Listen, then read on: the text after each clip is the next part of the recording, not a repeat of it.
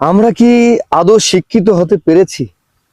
মানুষের আবেগ নিয়ে বারবার খেলেছি।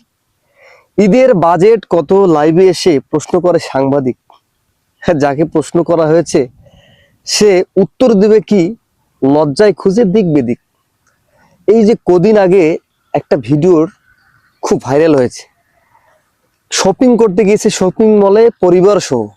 সেখানে কিছু সাংবাদিক ভাইরা একটা মেয়েকে প্রশ্ন করলো, আপনার ঈদের বাজেট কত? আমাদের তো নিম্নতম একটা সেন্স থাকা দরকার যে আসলে কোন জায়গায় কোন প্রশ্নটা করতে হবে। ঈদের বাজেট করতে এসেছে বা বাজার করতে এসেছে, দ্যাটস এনাফ।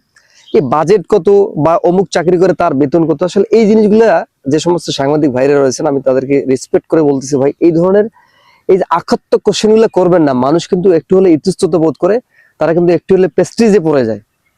আসলে এই লাইভে আসলে এগুলো আসলে বলা ঠিক না। তো আপনাদের প্রতি রেসপেক্ট এবং সম্মান রেখে আমি বলতে চাই যে ভাই লাইভে এসে এই ভাই আপনার বেতন কত, আপনার ঈদের বাজেট কত, এগুলো বলবেন না। মানুষের না ইমোশনে আঘাত লাগে। কারণ এমনও হতে পারে এই 5,000 টাকা দিয়ে একটা মানুষের পুরো পরিবার কিন্তু তার বাজার করতে পারে, তারা মার্কেট করতে পারে।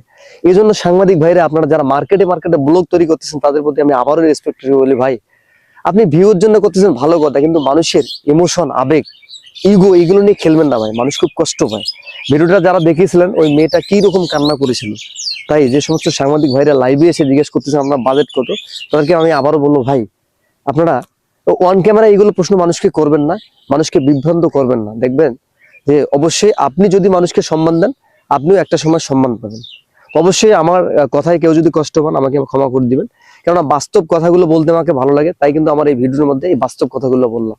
অবশ্যই যদি ভিডিওটা ভালো লাগে আপনারা অবশ্যই আমার পাশে থাকবেন, কমেন্ট বক্সে এসে আপনারা অবশ্যই জানাবেন যদি আমার সঙ্গে একমত হয়ে থাকেন। ধন্যবাদ সবাইকে। আসসালামু আলাইকুম ওয়া রাহমাতুল্লাহ।